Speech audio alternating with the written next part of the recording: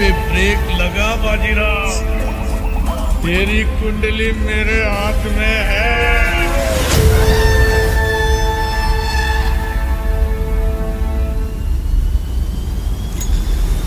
तब तेरा सामना सिर्फ रिश्वतखोर पुलिस वालों से हुआ है। जिस दिन तेरा सामना एक सच्चे पुलिस ऑफिसर से हो जाएगा ना, पैंट गीली हो जाएगी तेरी, गीली।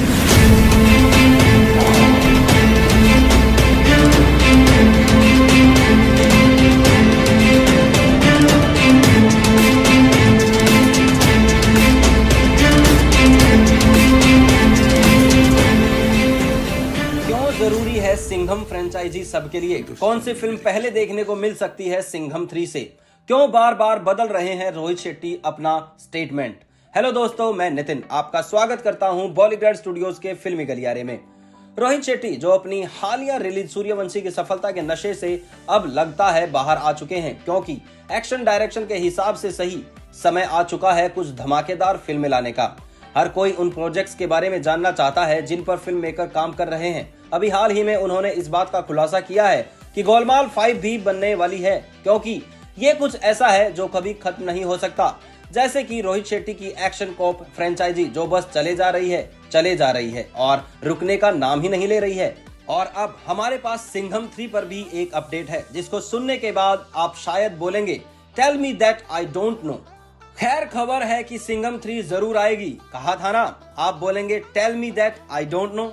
चलिए, आपको ये तो मालूम था कि फिल्म आएगी, लेकिन क्या आपको ये भी मालूम था कि फिल्म कश्मीर के आर्टिकल 370 पर बेस्ड होगी? क्या बात कर रहे हैं, ये भी मालूम है? आप तो बड़े तेज निकले, बिल्कुल मेरी तरह। लेकिन रुकिए, अभी पूरी खबर आपको मालूम ही कहां है जो हम आपको बताने जा रहे हैं। लेकिन वो बड़ी खबर बताने से पहले ये बता दें कि क्यों ये फ्रेंचाइजी और इसका थर्ड पार्ट जरूरी है। दरअसल सूर्यवंशी के क्लाइमैक्स के दौरान शेट्टी ने सिंघम के एक्सटेंशन की हिंट दे डाली थी। अब ये अजय देवगन स्टारर गोलमाल की तरह डायरेक्टर के लिए इंपॉर्टेंट फिल्म है, क्योंकि सिंघम ने कॉप यूनिवर्स में रोहित को उतारा और उतारने के साथ ही माला माल कर दिया। और ये बात भी जाहिर है कि अगर 2011 में ये फिल्म नहीं आती तो हमें राउडी राठौड़ के बाद सूर्यवंशी नहीं मिलते। क्यों? सही कहा ना। इसीलिए सिंघम की अगली किस्त शेट्टी सब के लिए जरूरी है। क्या पता इससे हमें दबंग के चुलबुल पांडे का फिल्म में क्रॉसओवर देखने को मिले। खबरें तो एक फीमेल कॉप के जुड़ने की भी आ रही हैं।